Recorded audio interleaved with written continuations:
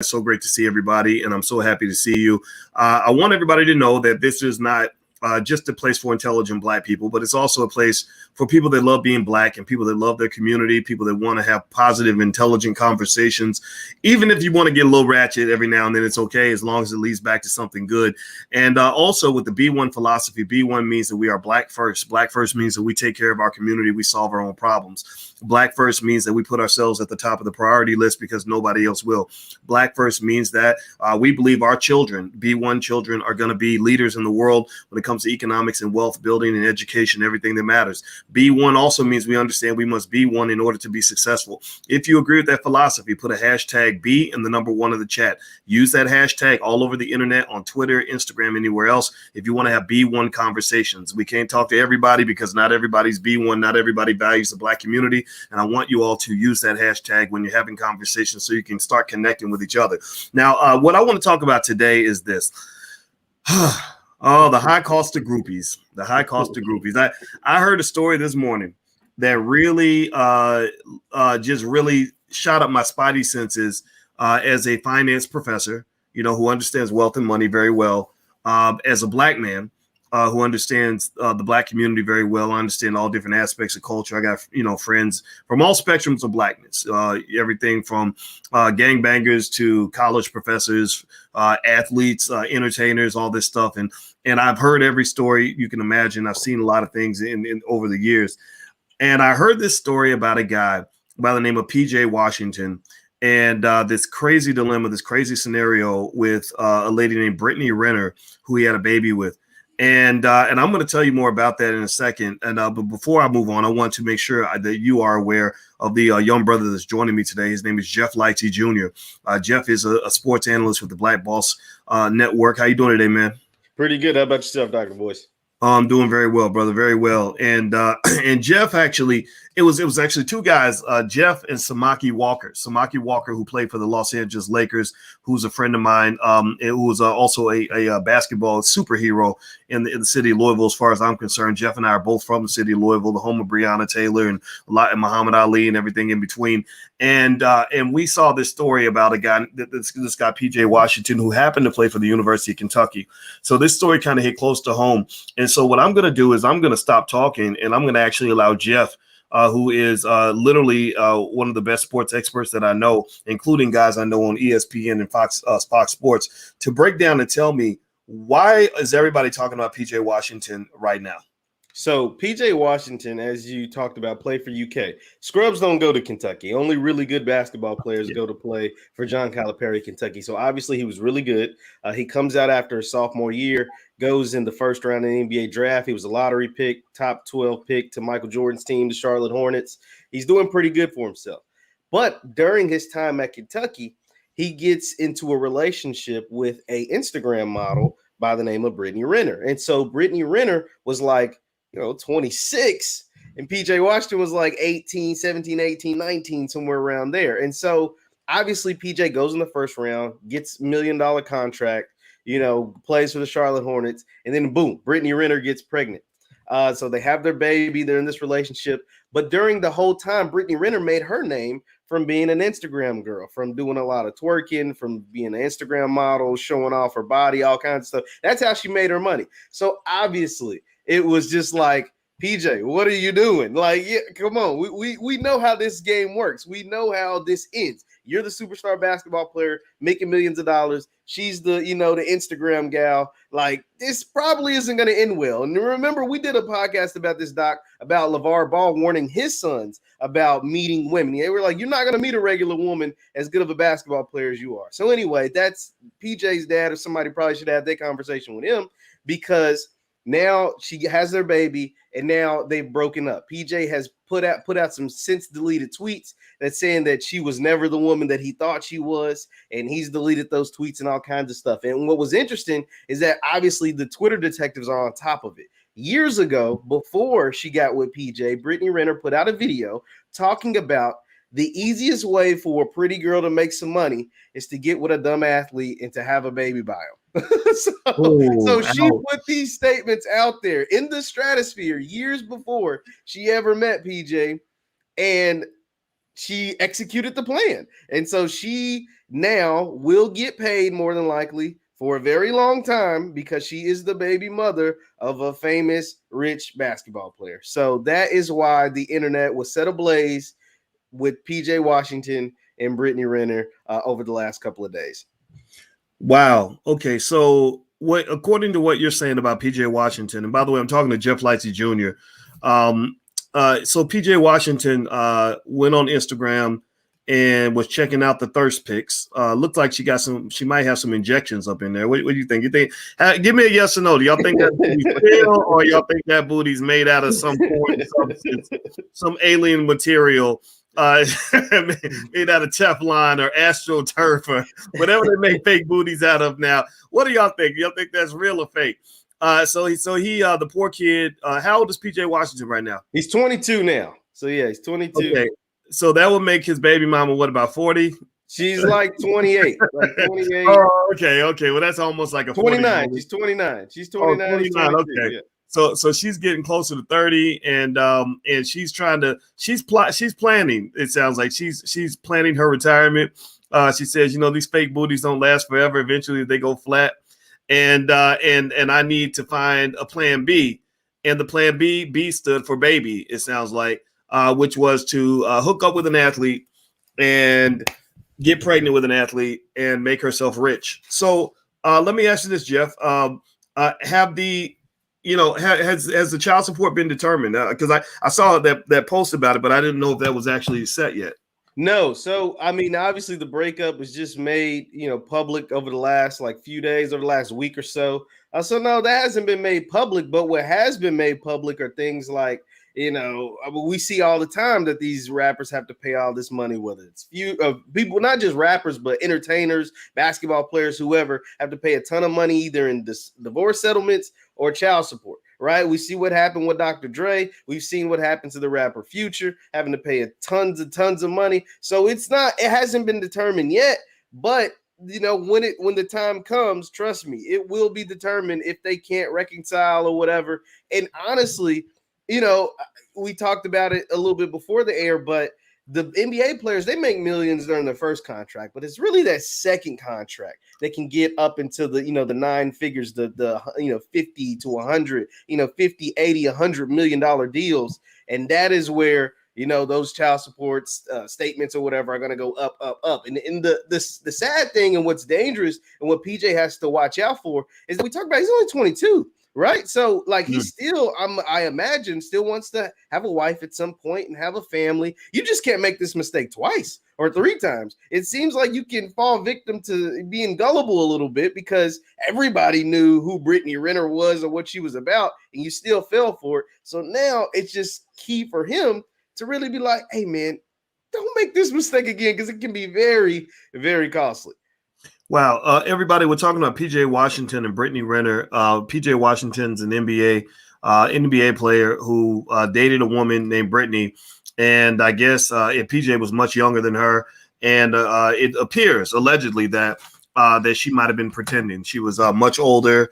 It sounds to me like maybe she was pretending to be younger. Like, has that come out, Jeff, that she was pretending to be a 19, 20-year-old? Well, everybody pretty much knew because she was in this public space with Instagram. The thing that has a lot of people on edge is the fact that PJ was 17, 18, 19, and she was 25, 26, 27 years old going to these UK games. She had this she was a bigger than life personality. She was big on Instagram or whatever. And he was a basketball star, but he was still young and naive. And so it's been compared in some spaces on the internet as predatory behavior, right? Just imagine if Doc, you have daughters, if they're 18 years old and this 26-year-old dude, especially your daughters are super talented, right? Within the next year, next year, they're going to be millionaires because of this extraordinary talent, and somebody's willing to pay them millions of dollars to display this talent or whatever. And so you're coming to their games, you're showing up, you're letting everybody know you're there, and you're almost plotting on this person because you know that, like I said, they're going to be within $5 to $10 million over the next year, and you're 6, 7, 8 years older than them. it almost like, I mean, you let me know. Does that not sound a little bit predatory? Or if the roles were reversed, we wouldn't be kind of saying like, I don't know about that. Well, what do you guys think? Give me a yes or no. Do you think that what she allegedly did was predatory, or do you think that I mean, at the very least, it sounds opportunistic, right? It's one of those things where you can't imagine her as a 26-year-old dating an 18-year-old kid. If he was broke, like I don't know a lot of 26-year-old women who would date broke ass 18-year-old. So it sounds to me like him going on his way to the NBA means that she saw something there, right? That made her attracted and want to at least have a child with him. So before I move on, actually, everybody do me a favor, hit the thumbs up button. Please hit the thumbs up button right now. And also, if you want the audio version of this podcast, you can actually go to the drboycebreakdown.com. We're on Spotify, we're on Apple, we're on a lot of different platforms. So if you look up the Dr. Boyce Breakdown, you can find it there. And our goal is not to gossip. Our goal is to elevate the conversation, right? At the end of the day, if you ain't learning something by being on this platform, if you're not a better person, more motivated, smarter, more capable, then we're not doing our job. So don't think that we're here just talking bad about the guy. I feel bad for him. I don't feel so bad for her, to be honest with you, unless it's not true, unless she really cared about him and everybody's saying things that aren't true. Because I know that Lord knows that when me and Alicia got married, we had all kinds of gossip mills running from people that never met us, didn't know nothing about us, so I understand that. I understand what it means to be in the public eye and have people say things that are not true. So maybe some of this isn't true, but I think at the very least, this is not something I wanted to talk about just because it's like, oh man, that's terrible. What's wrong with these people? It's more so to talk about wealth and all the different parts of wealth that you don't think about. Building wealth reminds me of like playing the game of basketball. A guy who doesn't know how to play basketball that well, he thinks basketball is just about dribbling and shooting, right? But if you talk to, say, Michael Jordan about what it takes to be a great basketball player, he's going to talk about 1,000 things that you never even thought had anything to do with basketball. He's going to talk about what you do in the weight room, what kind of food you eat. Putting LeBron ices up his whole lower body or whatever he does with the cryo chambers and all that stuff. So there's 1,000 other things that happen that affect your ability to play that go deeper than just what the front office does. Right? There's a lot of things that go into your ability to play and to win championships that is not just about dribbling and shooting. And wealth is the same way.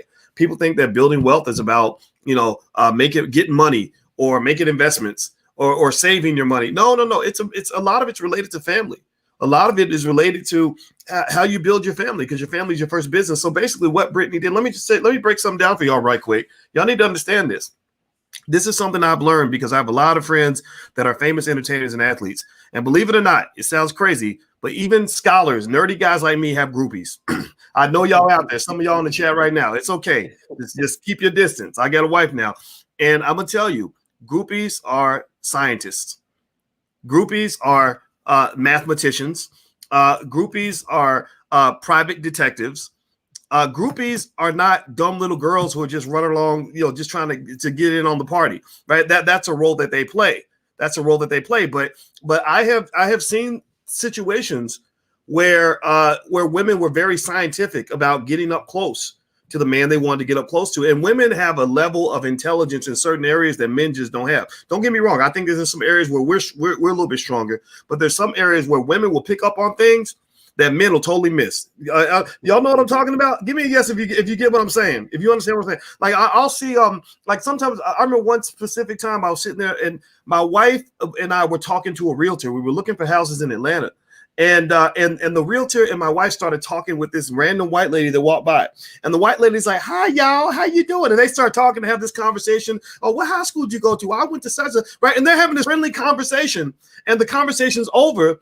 And I turned to my wife and the black realtor and I said, "Oh, that was a nice lady." And my wife was like, "That old bitch." and the realtor's like, "Yeah, she thinks she's slick. She up here doing." I'm like, "What are you talking about?" And what it did was it reminded me that there's like an awareness that women can have that men we'll miss the whole damn thing. We won't even see it. And so what makes me feel bad for this poor guy is that he fell for a trick that a lot of guys fall for. I don't necessarily feel sorry for him, but I do feel bad in the sense that he was only 18. You got to remember, you're talking about a kid. You ain't talking about you ain't even talking about a grown man, really. Your brain isn't even fully formed until you're 25 years old. So you're really talking about a kid, and I kind of feel bad for him. So Jeff, what else do we know? I mean, so how good is his brother at basketball? Like, how good is he relative to other NBA players? I mean, PJ is a pretty, like, obviously he's still a young player. He's only in the second year in the league last year, but I mean, he was good enough to go in the lottery. So that means the top 14 picks. He was a 12 overall pick. He's doing all right, but they're on a very young team down there in Charlotte. You got LeVar Ball's son, LaMelo's down there. You got some other really young, talented players, all playing for Michael Jordan, all trying to, make their way, all, basically being a way better team, way better drafted team than Jordan's had ever done. So his career's on the up and up. Right, like, so his career it's barely scratching the surface. I think he's going to continue to get better and better. And the problem with that is like he's going to have more and more women throwing themselves at him because he looks like an easy lick. Like, he looks like an easy target because now he has shown the capability or incapability of picking the right woman. Once again, a blind man could have told you Brittney Renner was not the person you were supposed to be. Like, literally a blind man, like Stevie Wonder, Ray Charles blind, could have told you, stay away from this woman. You can, there's other women that you might want to be involved with or whatever, but this one ain't it. This one, like, there's literally a video out there that she is telling you how to get paid, women. Like, if you're pretty, if you got a big butt and a smile, this is how you get paid. Get with a guy like a PJ Washington. Now, obviously, this is before she met him, but it is out there. In the internet detectives found it. So he has to show better awareness of what's going on. Like, you're not just a high school phenom anymore. Like, you're a millionaire. I feel, honestly, you know what I mean? Like, hopefully he's able to learn from this situation and is able to make better decisions moving forward. But this one's going to cost him. This was going to cost him a lot. well, let me show you all the post that really got my attention on this. Samaki Walker, who's a great basketball player at Louisville and just a great guy who played for the Lakers. He shared this post that really kind of threw me off a little bit. I didn't get it at first, and then I kind of was like, "What?" And it says PJ Washington has signed his baby mama Brittney Renner to an 18-year deal which pays $200K a month. The sources tell ESPN, and I was like, "What? What? We signing baby mamas now? What did she go? Did she make the All-Star game or like what's going on?" And so I dug into it, and that's when I reached out to Jeff to try to. And my Instagram, by the way, this my Instagram. If you like intelligent conversations, follow me on Instagram. But yeah, so I saw this, right, and so here's what I did, right, in terms of trying to figure out what it really might look like. And so I looked up PJ Washington's salary in the NBA. He makes about $4 million a year. And then I just did a quick Google search, like, about what percentage does child support take out of your check? And in the state of Illinois where I live, they take about 50% of your total adjusted gross income that you make together, right? So he makes $4 million a year. She makes maybe whatever an Instagram model makes, right? It's probably it could be a decent amount of money, especially if she, linking up with rich dudes or whatever. But let's make the assumption that her income is much lower than his, right? So if you take that $4 million and chop it in half, you're talking about $2 million a year, and $2 million a year is about $166,000 a month. Now, here's the crazy thing, though. The average NBA player, after they sign that second contract after 3 years, now you're going from $4 million a year to what number you think he might hit, Jeff? Easily 15 to 20. Easily between. So say $20 million. Say $20 million a year, and that's on the low end. That's on the low end. The average NBA player in 2019. Now this is 2019.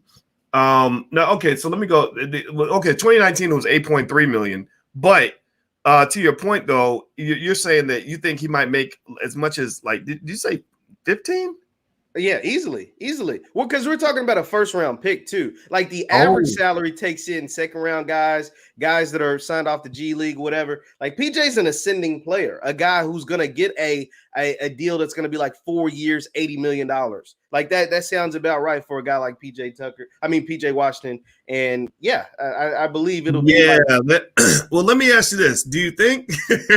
What do you think of the odds of PJ being the let's say he signs his new deal, Jeff. So you're the sports expert. You know more about sports than 99% of the people out here. What do you think are his odds of being in the top 80 salaries in the NBA? Yeah, I can see it. Could you see that? Okay, so pay attention, y'all. So I want y'all to listen. Guess what the 80th highest player in the NBA made last year? His name is Jonas Valanciunas. Valanciunas. Thank you. I can't pronounce that shit, but it's interesting, right? He made $14 million a year. So I knew Jeff would have that number. Jeff has been a human encyclopedia for most of his life. I know his mama, and his mama's smart too. She's an accountant, so I think it's got to be genetic. So 14. Now, so if I take that same logic, that same math we just did, and you take that 14 million and you divide it by 2, and then you assume it's over 12 months, you're talking about $580,000 a month, assuming he doesn't become, an all-star and start making big money off the court in addition to on the court. Yeah, because it's just NBA salary. Because all NBA players, are the good ones, at least get some sort of shoe deal. Pretty much all of them get a shoe deal. But you're talking about the big money in the shoe deal. So we're just talking about one stream of income, essentially, where NBA players normally have multiple.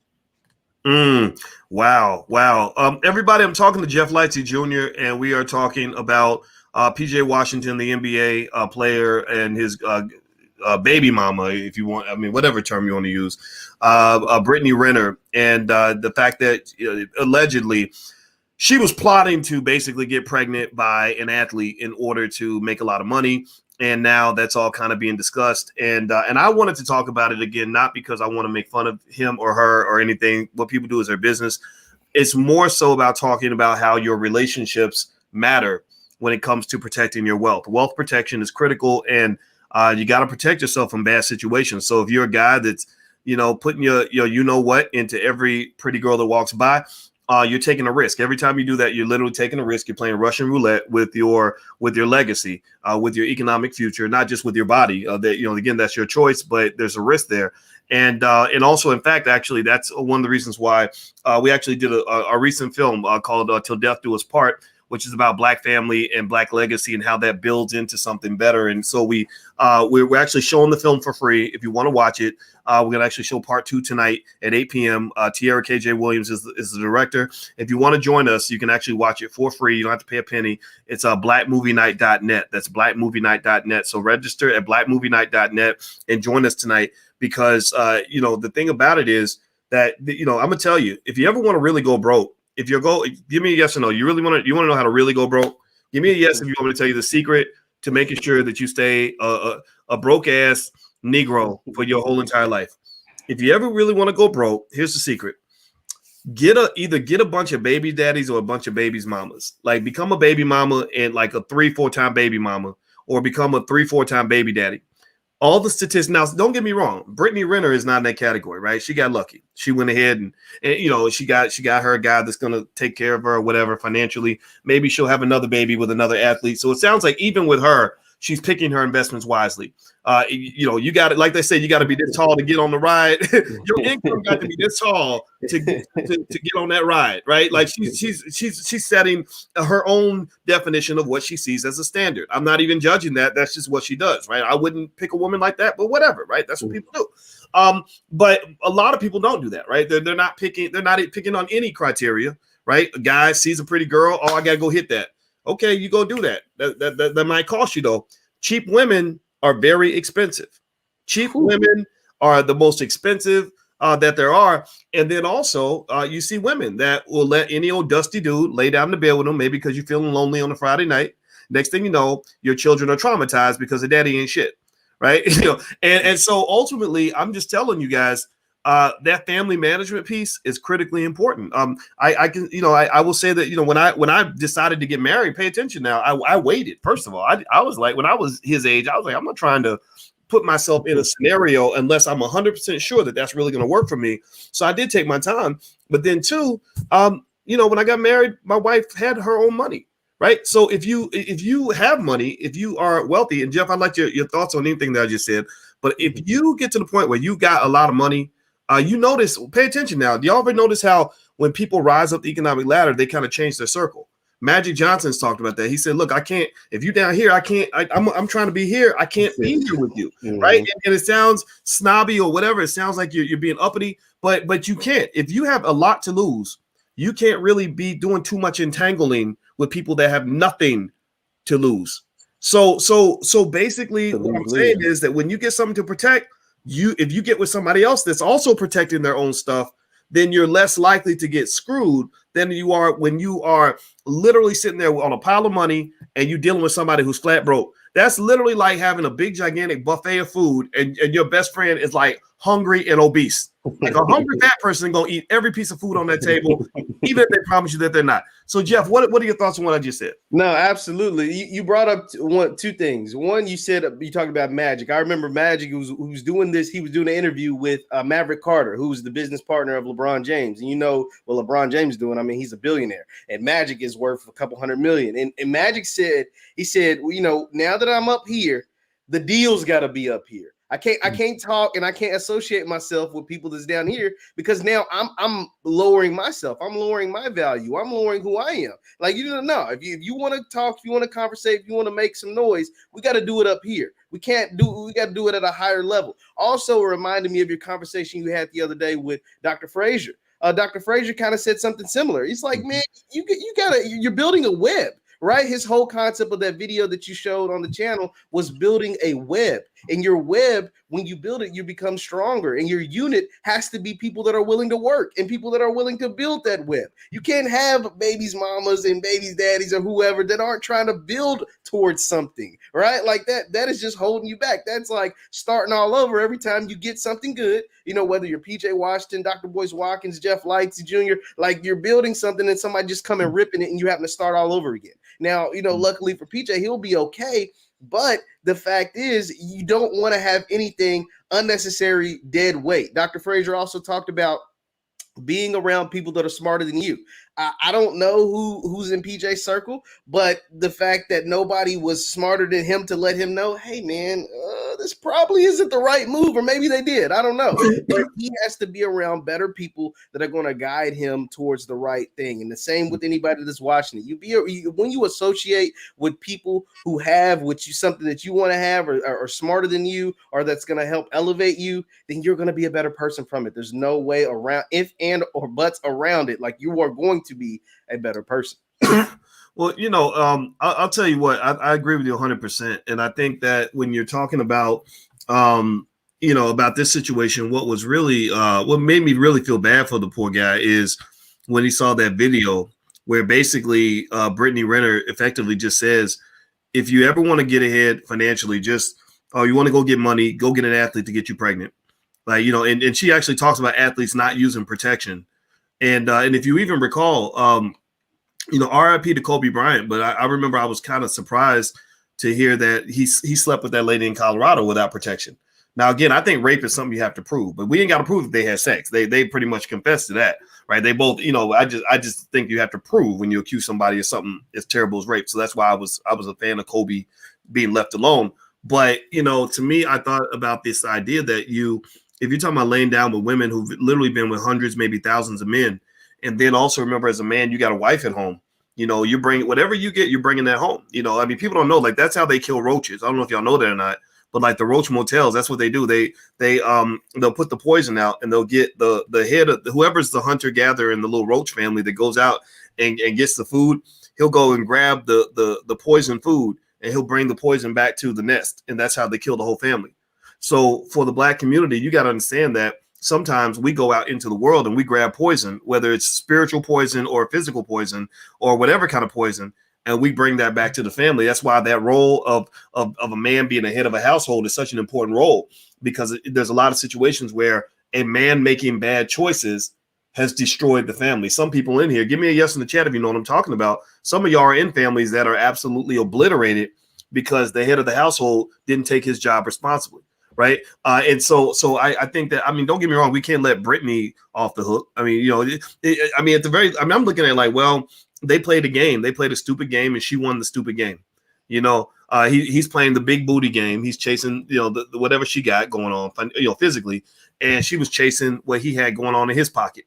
Right. And I think that overall, It's unfortunate to me. Tell me about this. What do you know about PJ's parents? I mean, does he have a mother and a father, like maybe a dad that could have talked to him about some of this stuff? I don't know much about his family life. From what I understand, I believe both his parents are still together, and I believe that he had his family unit is intact. Now, I don't know that for a fact, but just from some of the things that I've seen and kind of read, that he has a stable family at home.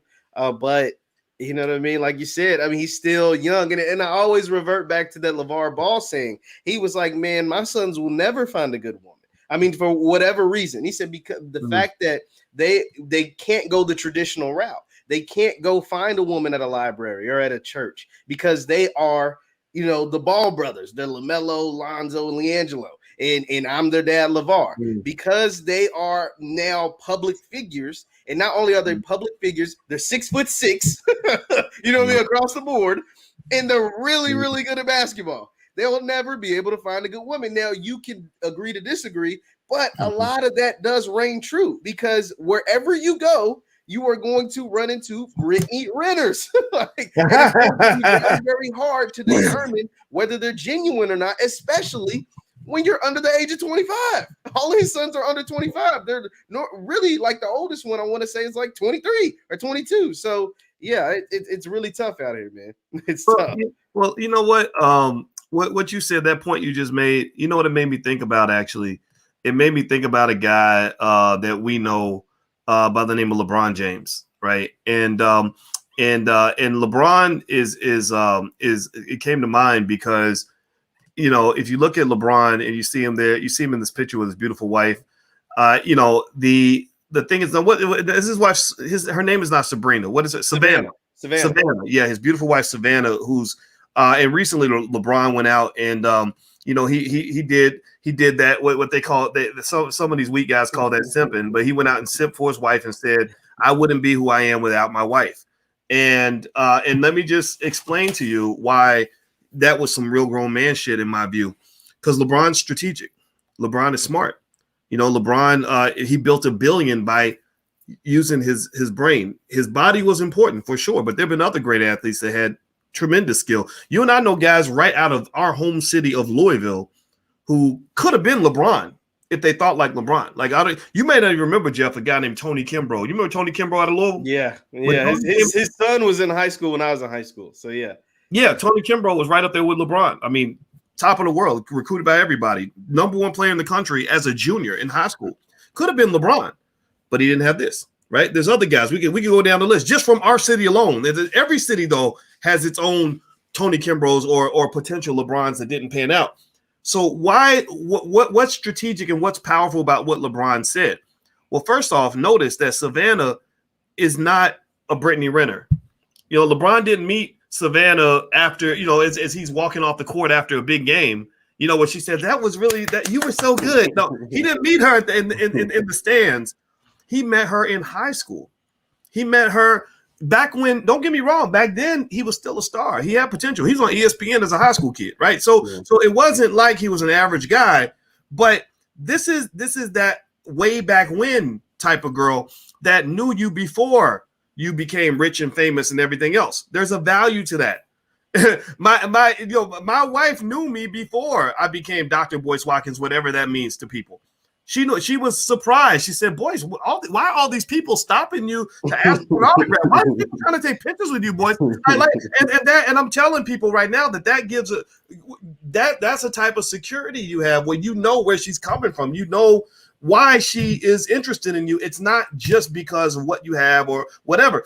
And so what? But here's the thing, right? I disagree with LeVar Ball when he says they'll never meet a good woman, because studies show that women are naturally and biologically over 100,000 years of evolution naturally linked to men or attracted to men that have more resources and more power.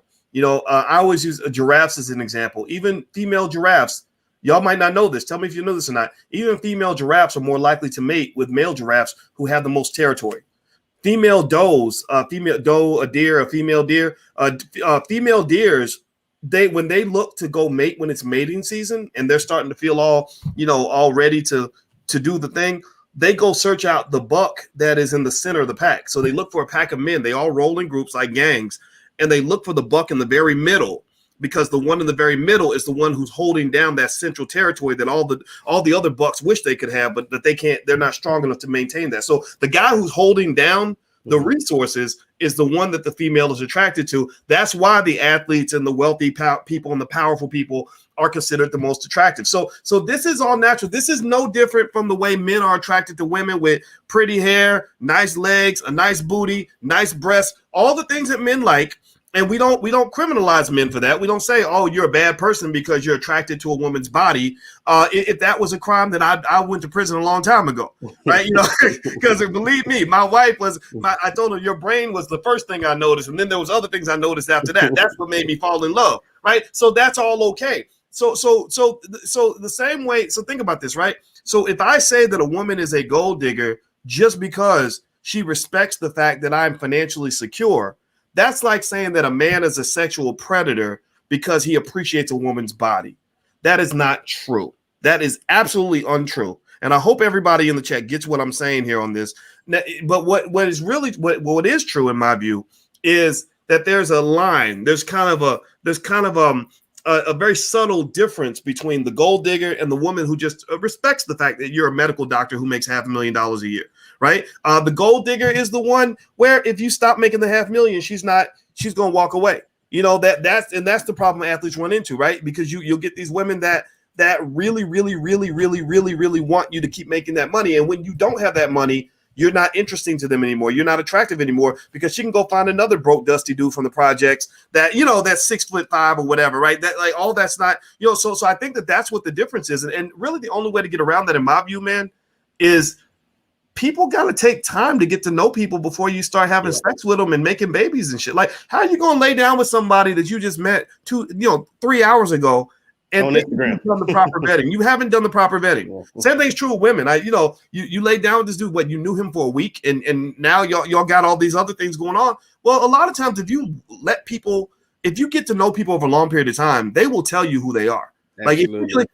Just pay attention now. Here's the point. I'm gonna be quiet. I want you to respond on that. Pay attention. Give me a yes or no. If you agree with the statement? If PJ had dated this girl for a while, maybe just checked her out from a distance, like said, okay, I'm PJ Washington. I'm about to go make these millions. I got to make sure that I vet anybody that I let get close to me. If he had watched her for a little while, do you think that he would have eventually maybe seen that video that's all over the internet? This lady has 4.6 million followers on Instagram, and I'm seeing stuff in the chat where people said that she was Colin Kaepernick's side chick. If PJ had taken his time, do you think that he would have eventually found these things out? Yes or no? So that's the key, everybody. That's the key. It's just like investing. The best investors do their research. So the most important thing you can invest in another person is your life, your energy, your body, your spirit. You invest in all these things in this person. Do your damn research. Seriously, people don't do their research. Oh, she look good. Man, you see that ass, dog? I'm going to go hit that. She let me hit it on the first date. No, she didn't give you a gift. She cursed your dumb ass because you have been chasing the lady that you just met just because she got a nice booty. Are you serious? And you really think that's going to work out for you? It's not, especially when you have a lot to lose. Yeah, no, absolutely. And the thing is, it's like you can't, it's like, everybody knows there's a girl that's easy, right? There's a girl that loves to jump from athlete to athlete, hooper to hooper, football player to football player, or even scholar to scholar, right?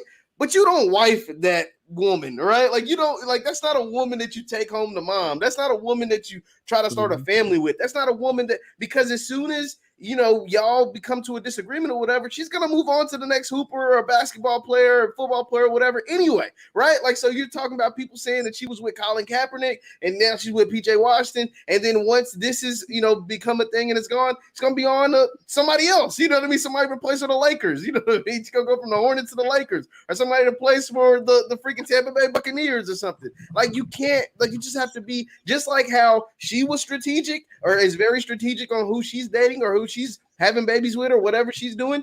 As a man, you have to be strategic on who you lay down with as well. So like that is just the thing with PJ, especially when you're worth millions of dollars. Like the average man should be very, very strategic and very, very cautious about who he lays down with for a number of reasons, not just the financial reasons, just the health reason, right? Like you laying down, putting your thing and everything, and you could come and walk away with a whole bunch of health problems as well. But also, when you're worth millions of dollars, and this could potentially, if everything goes, if everything is true, this could cost PJ millions of dollars in the long run. It could cost millions of dollars in the long run, and also he could end up having a sort of resentment towards a part of his family, because now he does have a child with this woman, right? Like, so there could be some animosity, and the person who loses in the long run, honestly, is the kid. The kid who had nothing to do with anything could be the person who ends up losing in the long run, because his dad hates his mom getting paid off his dad, and all of their business is out there on the internet, and it never goes away. Once it's out there, it'll never go away. And this kid who's just born can be 25 years old, 25 years from now, and be reading about stories and seeing videos about how his mom could have potentially tricked his dad into having him, which ended up being the baby. Everybody, I'm talking to Jeff Licey Jr. from the Black Boss channel, and we're talking about PJ Washington and his a child's mother, Brittney Renner, and how it appears that Brittney might have been running the game on him in order to get access to the millions of dollars. Do me a favor, please hit the thumbs up button, share, subscribe button, share this video with anybody that needs to hear this conversation. This is real men talk in terms of what we should really be discussing about this, rather than being reactive when things go wrong. Maybe being proactive and intelligent about it is the solution. So if you could, please hit the thumbs up button right now, whatever platform you're on, and we would appreciate that very much. So let me just lay out a thought too. I saw somebody that made an interesting point. Somebody made a comment early when I was saying that maybe taking the time to vet people before you lay down with them is a solution. And one guy, and I hear his point. He said that's not realistic. What he said, what I described is not realistic, and I completely get that. Oh, fine. I mean, that's what people feel. I understand that. That maybe it's not. Sex is a very powerful feeling, and lust, and all these other things. And even love is a really strong emotion. One of the greatest forces in the universe. And so I understand why it would be hard to do, and I totally get that. And one thing I'll submit to you though is this: anybody who thinks it would have been impossible or really just too difficult for PJ to take the time to vet the women that he lets into his space should ask themselves this question: how much focus, patience, time, and attention does it take to become one of the best basketball players in the entire world? Like I mean, you're telling me he doesn't have enough ability to focus. He doesn't have the discipline to focus on what women he lets in his life. But pay attention now. It's not because he's not a disciplined person, because anybody knows, Jeff will be the first to tell you, I assume you'll agree, that to become an NBA player, you've got to be very, very disciplined. Absolutely. You got to be extremely committed to your craft. You got to be very consistent and dedicated. You have to be very patient in terms of doing the same thing every single day, put in maybe 50,000 hours of work to become a player of that caliber, and then you still might not make it. You still might not get to the NBA, right? So don't tell me that. Don't tell me that he doesn't have the discipline to do that. No, what you're seeing is the culture. Also don't tell me the lady Brittney. I'm looking for that video. Maybe Jeff, you can find the link to the video where she's talking about how athletes are dumb. And check your Twitter. Should be in on your Twitter messages. In my Twitter messages. Okay, I'm gonna check. I sent it to you. I'm gonna try to pull that video up. But also, when she said athletes are dumb, here's the thing I'm gonna lay out to you guys. Most of the athletes, at least the NBA players I know, are not dumb. They are very intelligent people. Because think about this: you can't be stupid and understand some of these complex offensive and defensive schemes. They in football, I remember. You know why I couldn't play football, Jeff? I was a great sprinter. I was strong. I always had muscles, and I could run fast. So they always recruited me for the football team because I was faster than every single player on the Ballard High School football team. Our football team sucked, but I was the fastest player on that team. The reason I couldn't play football, I'm not making this up, is because I could not understand the plays. The offense was too complex. They gave me this big old playbook, and it's like, okay, 44 blasts this way, and there's X's and O's everywhere, and I'm looking at it, and my ADHD's kicking in. I'm like, I can't learn all this shit. So literally, I would just not know what to do. So the coach couldn't put me in because I didn't know the plays. Now think about this. I'm a college professor now, right? I'm pretty smart, right? But I couldn't. Football just did. I wasn't smart enough. So don't tell me athletes are stupid. They're not stupid. The problem is that your culture is stupid. You're in a stupid culture. You're not dumb. They dumb you down. If you listen to the music that people consume, there's a deep connection between sports and hip hop. That's why a lot of rappers and athletes are friends. That's why Jay-Z and LeBron are cool. That's why Tupac hung out with Mike Tyson. That's why, you go back and there's always these alliances between Drake and LeBron, and just all these rappers are always hanging out with the athletes. I saw James Harden on stage with Lil Wayne or somebody, right? So all these rappers and athletes roll together. So the cultures overlap. And let me just tell you, hip hop is a stupid fucking culture. Excuse my French. Hip hop is a dumb culture. Why is it a dumb culture? It's not dumb because the artists aren't brilliant. They're brilliant lyrically. Don't get me wrong, but a lot of the messages being implanted in the subconscious mind of the black male are very, very self-destructive. We talked about this before, so I won't belabor this point. But if you go and you analyze any of these songs, because I'm an analytical, I break it down. If you analyze the music and you're planting seeds in the subconscious minds of people. Again, my wife is an expert on the subconscious mind. We talk about this a lot.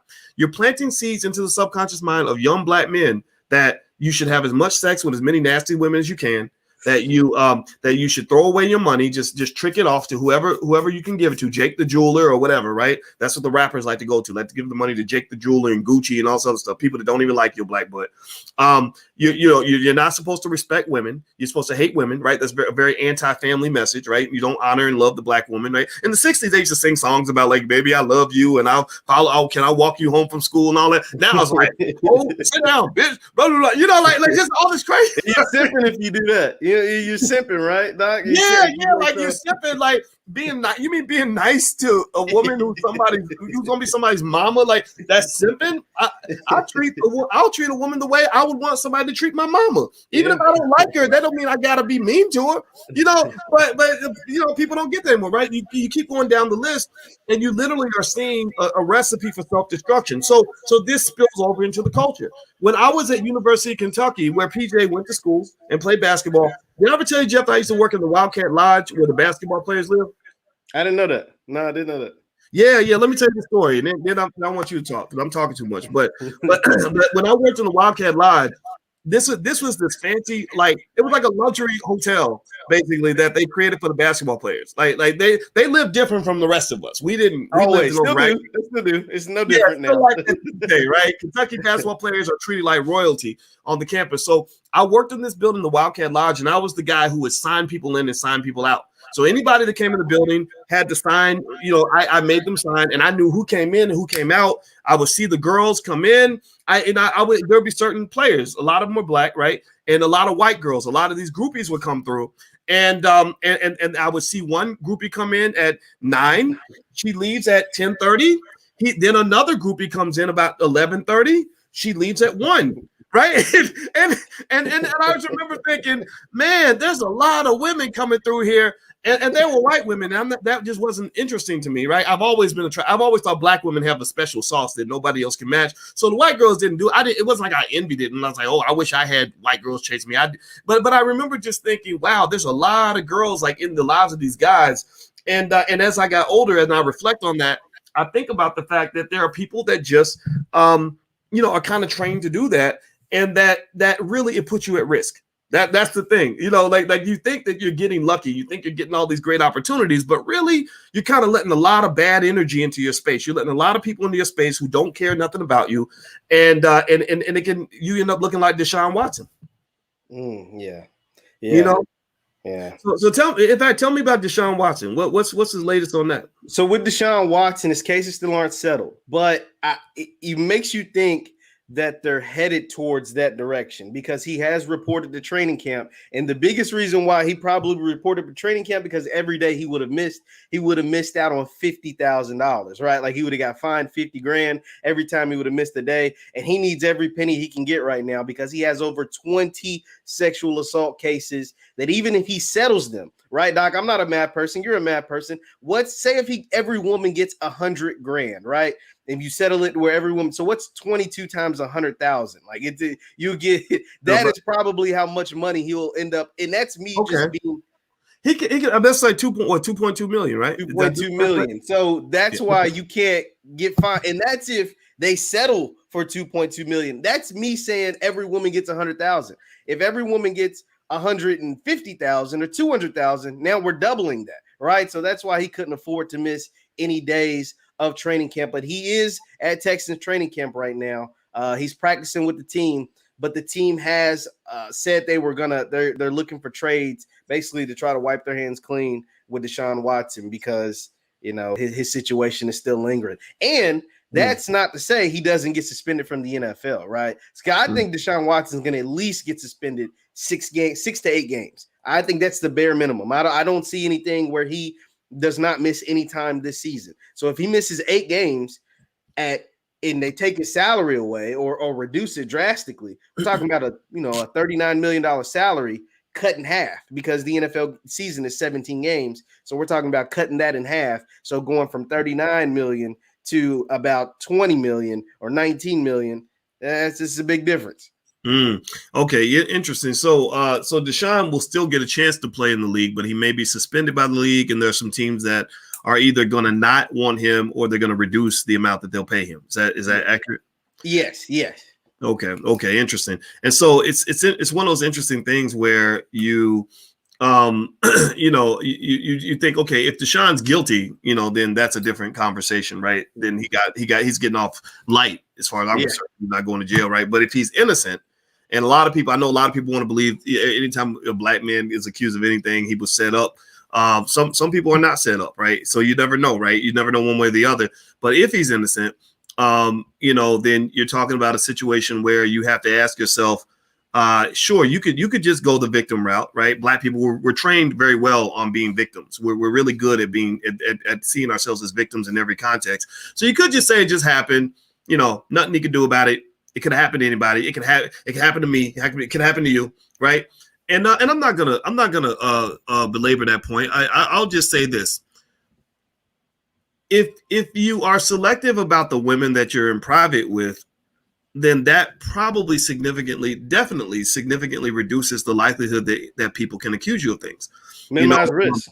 You're minimizing risk. Yeah, and this is something that maybe people haven't had enough time to think about this, but I think about everything for a long time. And I still remember our friend Ice Cube, who's come on this platform many times. He's a friend to the platform, and I respect him. He had a great song a long time ago that I listened to when I was a little older than you. It was great to become his friend, because I've been a fan of his for a long time. And he had this song from the 90s called Ass Over Cash.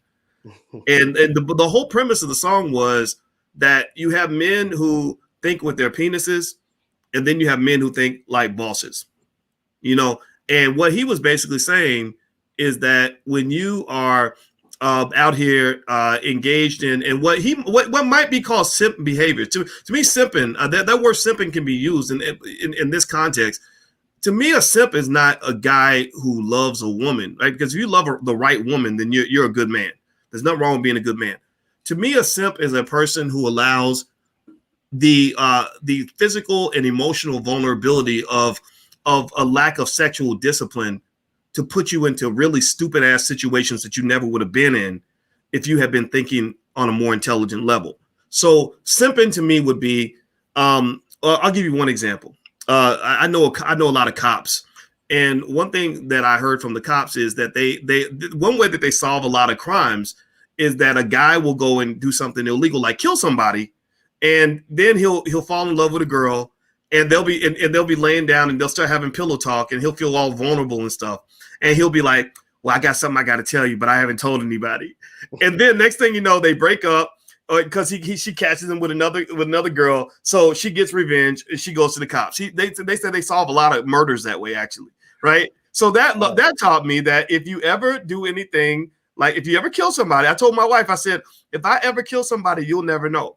And, the only and she said, but if you ever kill somebody, I'll help you bury the body. Right? That's a ride or die. I was like, thank you, baby, I appreciate that. But just so you know, I'm not gonna involve you. Right? And the second thing, when you talk about that simping thing, it's like another definition of that, in my view, is when you are so quick to go lay down with any pretty girl that walks by that you make yourself vulnerable.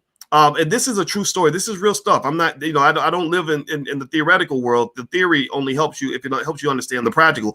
So I heard a story from a lady who was a butt doctor who used to work, or she would work for a butt doctor that would give injections to strippers. I might have told you the story because it happened when Lawrence Taylor got accused of sleeping with the underage hooker. And one thing that she said is that her friends would strategically plan how they could get men to go lay down with them. They pretty much just said men are stupid. Men will just, if they think you're cute, they'll lay down with you or whatever. So what they would do is one of the girls is real pretty. This true story, y'all. I'm not making this up. She worked for a kingpin in Baltimore. And what her boyfriend in prison would do is he would give her orders from prison, and he would have a rival gang member he wanted to kill. And he would say, here's what I want you to do. He goes to this barbershop. I want you to come in there, wear a tight outfit, show your booty. He's a sucker for a pretty girl. And then I want you to get him back to the hotel, get him naked where he's not, he's vulnerable. And then we're going to go in there, we're going to kill him. And that's literally how they actually did their murders. This is not making this stuff up. So to me, if you were to use that word simp in the right context, that to me would be the definition. It's when a man allows the things that he wants to tempt him into situations that make him vulnerable and causes him to lose the defense of what he's got, what he's supposed to protect. Like a man's supposed to protect his kids. He's supposed to protect his woman. He's supposed to protect his wealth. And so if you allow people to pull you into sucker situations, like, oh, there's another pretty girl, I got to sleep with her too, then you're gonna lose it all. You're not gonna be able to protect anything, in my view. So Jeff, what are your thoughts on that? Yeah, no, that's absolutely right. And like you said, it kind of goes back to what you were saying. It's the hip hop culture, it not just influencing the athletes, but influencing the modern day black man, right? Like when you get your favorite artist, your favorite rapper, your favorite whoever tell you go out here and sleep with as many hoes as possible, make it rain in the club, blow all your wealth, just put babies in whoever, don't pull out, do whatever. You know what I'm saying? Like that influences the culture. And so not just athletes with millions of dollars, but Tommy Joe down the street who got $20 to his name. You know what I mean? And it creates this cycle of our people where this guy who wants to live like the rappers or whatever, think he got a whole bunch of women, sleeps with a woman, has a baby with a woman, but he don't got $20 to his name. So obviously he's not going to take care of the kid. And now you have a single mom who we know what that does to black women's, single mom, black wealth. We know what that, that's like the bottom of the bottom, right? And now you have another child who doesn't have a daddy, right? So if it's a woman, she has daddy issues. If it's a son, he ends up being just like his daddy. You know what I'm saying? Yep. Or the chances of him being just like his daddy are higher, very significant. So like it creates this constant cycle. It's all just very disturbing. And it's these are the chains that we have to continue to break, and listening to platforms like this and going out here doing studying and really being like, nah, man, I ain't going out like this. I ain't going out like no sucker, like no, because those, like you said, those kind of people are the real simps, the ones not taking care of their families, the ones are not projecting great energy and putting financial literacy at the forefront, putting their woman at the forefront, putting their family at the forefront of everything that they do. Those are the real simps, and those are the people that are creating even more simps, right? They're creating right. Your son's gonna be just like you because he's got a weak daddy. Yeah. So that's I agree 100%. And so let me read a comment here. I want to say first of all, everybody hit the thumbs up button. Please hit the thumbs up button. We are still talking about PJ Washington and Brittney Renner, and but I like the idea of having a broader conversation so we can become more intelligent black people as we go along. And so here's a comment. Let's see, JoJo left a $10 donation. So your comment goes on the screen. Let me read this. It says PJ is a beta. His work ethic is alpha, but his mental maturity is beta. PJ is the beta that hoes want to marry after friend zoning him for years after they waste their 20s on guys like Future. Okay, so what do y'all think? Do you think that that men are being like? I think the thing about like Sierra and Russell Wilson, right? where, people think Russell Wilson's a sucker because, he got with Sierra after she dated Future in her 20s, which clearly Future was a mistake. Future is a loser in every sense of the word, in my view. He only seems like a winner because white people pay him lots of money to poison black people. But y'all, because you're white supremacists, we have a lot of white supremacists in the building who don't even know it.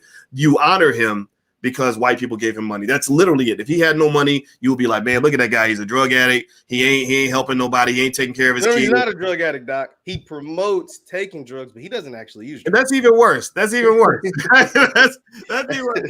So you should know what this is doing to people, but you don't care because so maybe a predator then. Maybe that's a better term.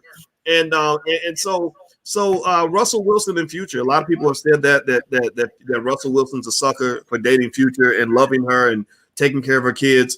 What are your thoughts on that? Just that whole debate over Russell Wilson and Future, Russell Wilson and Sierra. Well, you're allowed to make mistakes, man. Like, I mean, if we were judged by the mistakes that we made and weren't allowed to be better people, hell, I would have stopped being a better person, 15 years ago, you know what I mean? And I'm only 25, right? If I was stopped, like, you can't be better right after your first mistake, well, then you never grow, right? Sierra obviously was someone who came up in the entertainment industry, right? She was a performer, singer, songwriter, dancer, or whatever, and she got with another guy that was in the entertainment industry. And, bad judgment, early 20s, they have a child. Then after she has her child, she changes her life clearly, and her values in a man changed clearly, because to go from Future to Russell Wilson lets me know the growth in your mentality. I mean, they're nothing alike. Like, they're like, if you could find two polar opposites of people, like, they're absolutely nothing alike. And the thing about Sierra and the thing about Russell, they made each other better. Like, Russell was a little corny, right? Like, Russell can be a little corny at times. He tells dad jokes. He does some stuff, but he's a superb athlete, and he's even a better husband and father is what it looks like, at least on paper. He's even better. He's like one of the top paid quarterbacks, a Hall of Fame quarterback, and he's an even better dad and husband. And he treats Future's son, which they ironically named Future, better than his biological dad. If you asked, I mean, I guess you wouldn't put a child on the spot, but just from what I see on social media and what's displayed, it's like Russell and Sierra have two children with each other, right? And then obviously she has the child with Future, and that they ironically named Future. He treats baby Future just as good, if not better, than his own biological children. So if you think that is some sucker stuff, some simp stuff, then I mean, you have mental problems, because the fact that he was able to accept and love that, and okay, me Sierra, if she probably wouldn't call her child a mistake, but maybe being in that relationship probably was a mistake. But the fact that she is able to grow and learn from that, I don't see any problem with that at all. Yeah, well, to me, to say that Russell Wilson is a sucker for loving Future and taking care of her child. That's a lot like telling a woman that you're a sucker for dating a guy who went to prison, and sometimes that is a bad choice if he still has a prison mentality, yes. Right? If he's still thinking like an inmate, then yeah, that's a bad choice. But there are a lot of guys, I know a lot of men who have done time in prison who came out as better men than the average man, not even better than most inmates. I'm talking about better than most people. Like some of the guys. Anybody ever know a guy that goes to prison and literally comes out and he's smarter than a college professor? Because last I checked, Malcolm X went to prison, right? Am I wrong? Is that true? I mean, I'm just making sure. Like, there you go, Detroit Red. Detroit Red went to prison. Like, last I checked. Yeah, there you go. Right. So sometimes, women don't go to prison as much as men, but sometimes women can go to relationship prison, or they can go to emotional prison. And sometimes they come out with, after enduring the same type of abuse that you feel when you're in prison. I mean, if anybody's ever been, anybody in here ever know what can think about that feeling of being in like a terrible relationship where it feels like prison and you get out and you can suddenly breathe better because you literally feel like an inmate who's been let out of their cell, and so, I think that is just kind of an interesting way of looking at the world. I mean, clearly people have a right to choose who they want to be with. But one of the things I think that guys want to think about is you can't go choosing the women you date based on what other people are going to think about your relationship. Like when a guy says like, like when I married my wife, I wanted to marry a woman my same age. You know, I could have married a younger woman. There are women everywhere. There's a lot of them. Very nice, very pretty, very smart, all age ranges. That's one of the perks that come with having a little bit of status or whatever. But I wanted a woman that was closer to my age so she would understand me. I wanted a smart woman by my side because I wanted a good teammate who was a tough person who could help me think better and just become a better human being and challenge me to improve the areas where I was very weak. And I remember I had guys that almost got offended by that. Like almost like they were like, you could have done so much better. You could have got you a 30-year-old. Why are you gonna marry a woman your age? I'm like, because that's what I wanted to do, you asshole. Like, why are you? And I'm not picking my wife based on your criteria. Like, what? She's not an accessory. She's not a new car. You know, but then again, when I pick a car, I don't pick a car because I'm trying to impress you. I've impressed enough people. I don't need to impress you. My ego is intact. You know, like my self-esteem is solid, man. I don't need you to say, "Way to go, bro," for me to feel like I'm making. You don't need to go show off. You don't need to go show off. I don't need to show off. People that need to show off are reflecting the deep-seated insecurity that they need. They need that external validation so they can feel better about themselves. So I think that with Russell Wilson, what I like about Russell and Future, or something Russell and Sierra, not Future. I don't like Future. Future's put him to the side. What I like about Russell is that Russell says, I don't need to prove to you that I'm a real man. I play for the fucking Seattle Seahawks. I get chased down the field by 350-pound linemen who are 6'5" and run a 40-yard dash, right? Like I play against steroid-infused athletes on a daily basis, and I've won Super Bowls. You haven't done that. My contract is at least what, $100 million, $200 million? How much? He makes about $38 million a year just from Seattle. Now he's got endorsements out the wazoo, by the way. But he gets about almost $40 million a year just from playing football. Right. So what I like about Russell's like, I make more money in a week than most of y'all punks make in a 5-year period. I don't need to prove anything to you. So you know what their revenge is on the world? That I think this is why I think that couple is so awesome is.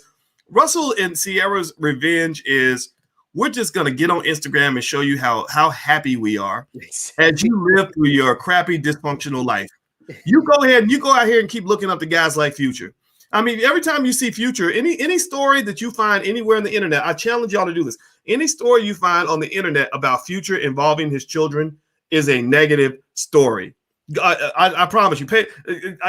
Let's take that bet. Go look on the internet and look up any story involving Future and his kids. Because I think he had one situation where he was at his son's birthday party. He threatened to kill his mother in front of the baby or something. Some old stuff that's like completely reflective of every negative stereotype that exists about Black people.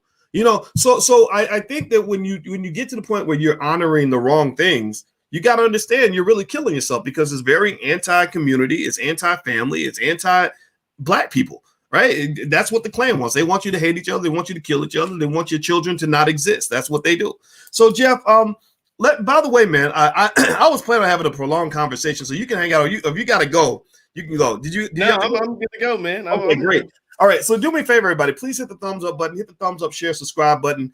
And also, if you're into healthy, intelligent Black people, we actually have a new movie called Till Death Do Us Part, directed by Tierra K.J. Williams, which is an extension of our Black Love Blueprint series. I told you guys we need to have a Black-owned movie industry. We don't just talk about it. We are about it. We're actually doing it. We've made about 6 films now. They've been seen by millions of people. So we are getting it done. And this film is for free. You can watch it totally for free. We're doing the red carpet. It's a 6-week red carpet.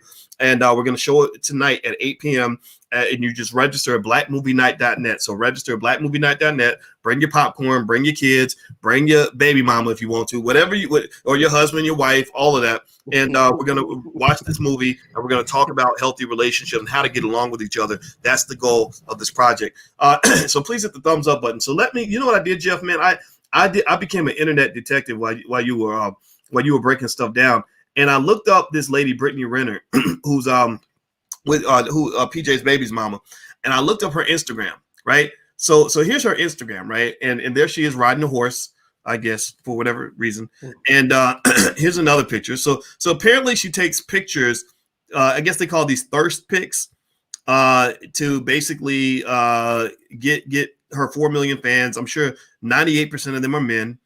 And let's see. It's cleaned up a lot. I've seen Brittney Renner's pictures before and after her kid, or before and after she got pregnant.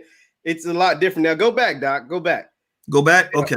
Go back to the yeah, picture. The picture with the other no, woman. Look at this. Look at this. It looks like did she like kind of like what do you call it when you scrape or clean your social media?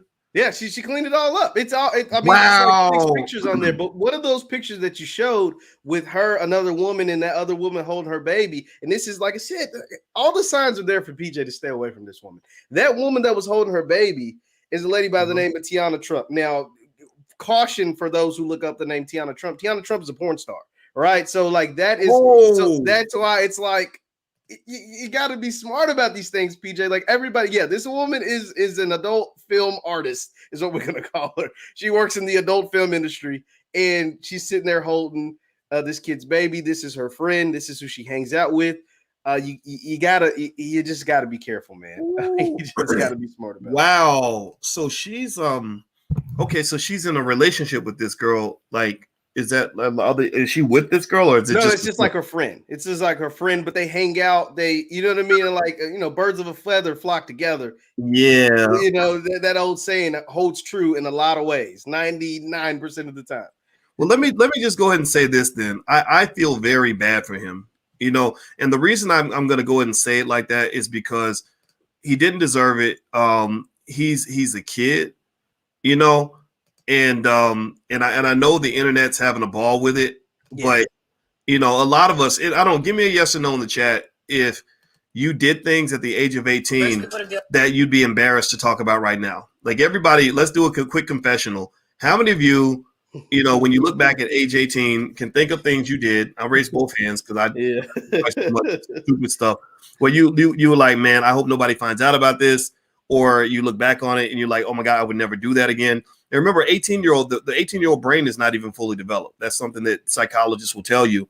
So I really feel bad for him. I mean, man, so now it's like, not only did I have a baby with this lady, but it's like she's hanging out with porn stars and I'm going to have this child growing up in this environment. That's got to be stressful. Even beyond the money. I mean, the money's bad enough. But now you got to find a way to get along with this person. This person's, they're linked for life. She's like a big walking STD in his life.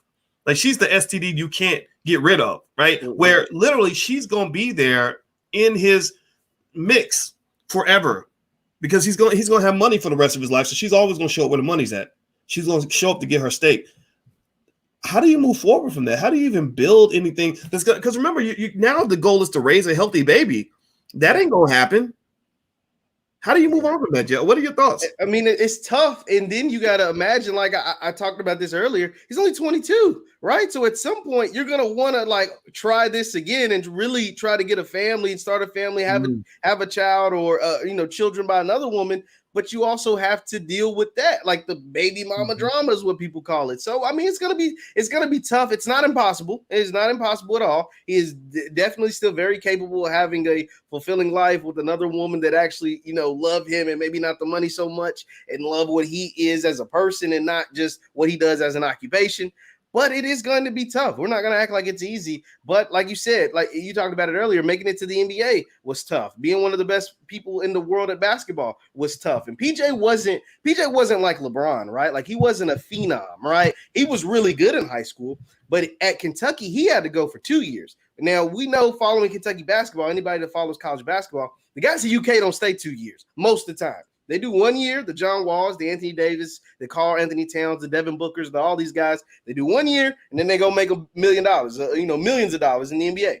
PJ actually had to come back for his sophomore year because he wasn't as good after his freshman year. But his sophomore year, his game went to another level. So that tells you the discipline that he can take, as an athlete. He just has to apply that same discipline to his life.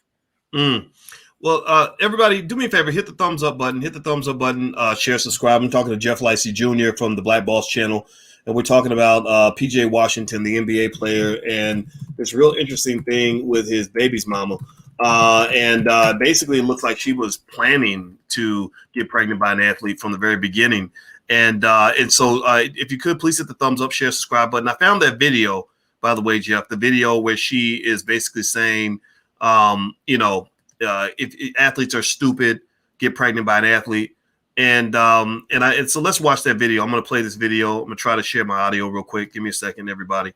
Hopefully the audio will come through. Let me see here. All right, so I'm gonna hit this and I'm going to play it now. First people to deal with are the athletes. None of them use condoms really. So if y'all really want to try to come up off a check off a man, you could just fuck an athlete. They're really done. First people to deal with. Okay, so let's play it again. Did y'all hear that? Give me a yes if you could hear what she just said. Yeah. None of them use condoms really. So if y'all really want to try to come up off a check off a man, you could just fuck an athlete. They're really done.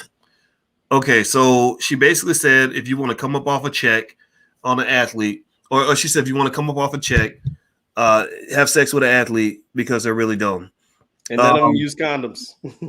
Oh my God. And yeah, she did say that. She did another video where she did say that the athletes don't. No, she said it in that one. She said none of them use condoms really. If you want to come up off a check, sleep with an athlete. Like that's literally what she said in the video.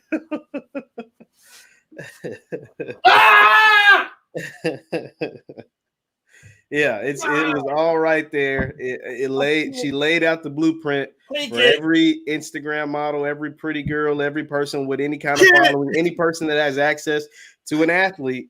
You want to come up off a check, you want to make some money. This is what you can do. Laid it out there and executed the plan. I can't take the ignorance anymore. I'm suffocating. Oh my God. The niggatry is so strong up in here right now. Oh Lord, we need some holy water for all the niggatry in the building. That is God, man. I'm at a loss for words right now because the video. First of all, I want to thank Brittney Renner because she's changed some lives with that video. She really has. There are some intelligent people who are going to watch this video and are going to say, wait a minute, let me think about this thing real quick. Let me think about this culture that I believe in so much, and let me rethink my life. Let me make better choices. Intelligent Black people, I need intelligent Black people to see what the ignorant people are doing so you can know how to avoid them when you see them so you don't get the zombie bite. Because some of these people are just zombies. Zombies meaning they've been programmed. A zombie doesn't think. A zombie just acts on instinct.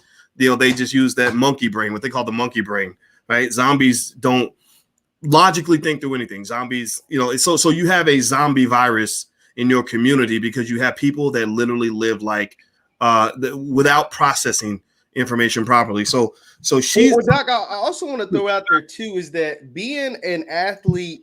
So Brittney Renner is now in two industries, right? She was an Instagram model. That's kind of how she made a name for herself. But now she's in a totally different industry that is an industry in itself, and that's being the baby mama of an athlete, right? So now she will be allowed to be invited to the Love and Hip Hops, or the Basketball Wives, all the reality shows, all the places she might not have had access to. Now that is an industry, and now she'll be able to capitalize and monetize off that in a totally different space. Not to mention the child support check she'll probably get every month. So that is literally an industry that is spreading more rapid than the damn coronavirus. Like, you know what I mean? Like it is spreading. It is got a lot of our people in the chokehold, and it is not going anywhere anytime soon. Well, the reason the video hit me so hard was because, you see this really beautiful young lady, right, who clearly is poisoned and toxic. So like maybe I can only imagine what she went through as a kid that made her even just that cold-blooded in terms of, that behavior, right? It takes a certain mindset just to become an Instagram model anyway, where you're showing booty for a living, like that's that, and you're hanging out with porn stars. So chances are she's had some real crazy experiences, probably some horrible experiences with men that have led her to just say, okay, men are an accessory, they're a commodity, you get your money and you move on, right? Like, shallow people attract shallow people. That's what they kind of do. But to hear, when I heard the video, what it made me think about was, one, the fact that a lot of athletes are committed to this very dumb culture of just sleeping with all these different women. But then two, the idea of the fact that they're not wearing condoms. What that really says to me, it goes to another level. It's not just what she said, or the types or what men should look out for, right? That's what simple people are going to say, oh, well, that's why you got to watch out for these gold diggers. We know that, right? don't date gold diggers. That's what you're not supposed to do. But it really also speaks to everyone else, all of us. If you know that there's this whole culture of people that are not protecting themselves sexually, that are making these crazy choices, so that means that if you are a regular dude and you meet that girl who's been around with a bunch of guys who do that type of stuff, you got to think about that. Like, so for example, the difference between me and Russell Wilson is that I never would sleep with Sierra in the first place. Right? I wouldn't. No disrespect to Sierra. I'm not saying that her past, can't be overcome. I think she has a right to be a mother and to be happy and everything else. But just the fact that you laid down with Future, that right there says a lot, because Future raps about, 2-3 women at the same damn time. He had a whole song about it, right? Like, this man's probably, he's a walking CDC alert. Like seriously, and people don't think about that. People don't even talk about it. It's real weird. Or if you're a woman and you meet some tall, handsome man like, I'll tell you this, I know some real smart women. I know a lot of women that got PhDs that are super sharp, and the smartest ones, I know smart, beautiful women who literally have said, I'll never sleep with an athlete. I don't mess with that, because they get around too much. They messing with too many different women, and I'm not trying to have you bring an STD home because I'm gonna have to kill you in your sleep. Like, I know women who think that way, right? But then there are people who just fall for the simple stuff. They just think if the person looks good, you just pretend like they're safe and healthy. But now think about this, right? We live in a world where everybody's scared of COVID. Like, oh, I got to be careful. Got to wear my mask. Got to make sure I get my shot, right? Okay, fine. Go get your shot. Wear your mask. But you also got to wear your mask on your, when you have sex, right? You have to, I don't understand why there's not more conversation about that you literally have super spreaders all throughout your community. The fact that she just laid down this idea that, that you can go get money by having sex with an athlete because they don't use condoms. So she's presenting that as an opportunity, as a business opportunity. She's telling women, she's like, I'm about to let y'all in on some game. And all you got to do is, if you want to come off that check, just go sleep with an athlete. They don't be using condoms anyway. And you got to know that from experience. Right. And think about this, right? So there's some young girls watching, like, okay, so that's how I can get this money. So they're thinking, oh, all I gotta do is go find some athlete who's had sex with 3,000 women with no condom, and I can be 3,001. Does anybody talk about what happens when do I sound preachy? Do I sound, maybe I just sound old fashioned. But I mean, am I the only one who thinks about these things? I don't know. What do you think, Jeff? No, I mean, like, I'll tell you, it's something that's discussed, but it ain't. It's like taboo. It's like something that is there, almost like the elephant in the room. It's there, but you don't speak on that, man. Like, you're trying to get out here and get some girls, man. We're not going to talk about what could potentially happen, because the baby is the best case scenario. The worst case scenario is you get something that you can't ever get rid of, that you got to go get checked up and get certain shots all the time. You know what I mean? Like that's something where you got to go to the doctor's office once a month because of whatever reason. You know what I mean? So like I said, the baby is literally, and costing you potentially millions of dollars is the best case scenario. The worst case scenario is you get something that you can't get rid of, and that in the long run shortens your life. So, in health is more important than wealth, because you can have all the wealth in the world, but if you ain't healthy and if you're not there to spend it, or there to pass it down, or there to divvy it up between your family, then there ain't no point of having a whole bunch of money or even garnering a lot of wealth if you can't be healthy enough to see what ends up happening with your own money. So yeah, no, it's like I said, it's like the elephant in the room, but it's just very, very quietly, we just go ahead and get past all of that STD stuff, like as if it isn't real, but it's very much so real. Yeah, it's like out of sight, out of mind, I guess. And I'm not telling people how to live their life.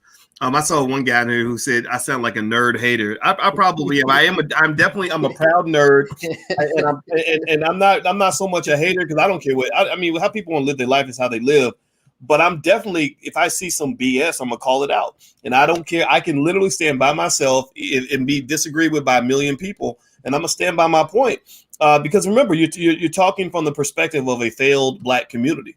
You're talking about a community that isn't getting what it wants. We're not succeeding in a lot of areas. Our kids are not getting. But it's because of that mindset, though, Doc. It's because people think that what you're saying is nerd, hater, right? Like if they thought like, damn, like what he's saying is real shit, like we wouldn't be a failed community. But because so many people think that what you're saying, I don't know, not getting STDs, I don't know, not having a bunch of baby mamas, I don't know, actually building wealth and not, having it deteriorate because of doctor's visits and child support, right? You know what I mean? Like if you had that nerd hater mentality, if you got rid of that shit, like that stigma, and stop listening to the people that tell you that that's nerd, being a nerd and a hater, then we wouldn't be a failed community. But that is why we are a failed community. I think we're building in the right direction, but there's still a lot of roaches around, right? Like we're stomping the roaches, but we need a damn exterminator to come through and get rid of this stuff. And some,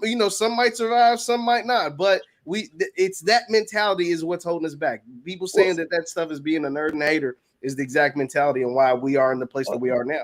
Oh yeah, I'm comfortable in that position because I one of the things I think is true too is the B1 community is not a failed community. The people in the B1 community are wealthier than the average American, not just the average Black American, but the average American. We do surveys on you guys. You are more educated. You have healthier families. You're more likely to be happy with your wealth, your relationships, everything else in between. And it's because you're making the right choices, right? So whenever I say things like this, when I'm pushing things in a different direction from where the masses are going, I already know what the reaction is going to be. I'm going to get some people that are going to say, "You sound, that sounds whack. That sounds stupid." And what I would say to people like that is, you can't give better advice. That's why you think it sounds stupid, because the advice you would give is likely the advice that would lead to further self-destruction in the community. It would lead to more of the baby mama, baby daddy stuff. It would lead to more broken families, more broken, busted wealth, more broke Black people, more unhealthy Black people, more dead Black people, and so people should probably really understand that there's many times there's a big difference between being popular and being correct, right? Being popularity doesn't mean shit. Popularity only means something when you need validation from the masses to make you feel safe and comfortable in your ignorance. And so that validation, I encourage people to let that go. Sometimes you're going to say something that, and I got that. I got that from my parents. My parents they were the types of people that would be like, I don't care what everybody else is doing. That's not what we're going to do. And it showed in our family. Our family had success at a level that was not matched by most of my parents' friends. Their kids all, getting into dope, going to jail, unemployed, struggle, babies, mamas, all kinds of problems, or 2 a.m. phone calls because you always got a problem every week. And our shit was pretty solid. We didn't have all of that stuff. And it was really because they had common sense. So I like talking to people that have common sense that will say that having unprotected sex with 3,000 people is probably not the best use of your body. Give me a yes if you can at least agree with that statement. Give me a yes if you can at least agree that having not using condoms on a regular basis is probably not going to work out for you. If you can't agree with that statement, if you cannot give me a yes on that comment, then I don't know what to do with you. I really need you to leave because this ain't the place for you. So I'm not the Klan. I don't want Black people to die. I want Black people to live. Now, let me see here. Somebody says, read my $20 super chat comment above. I did not. I can't see your comment, J. Joe. And look, I think J. Joe's making donations so he can say smart alecky stuff anyway.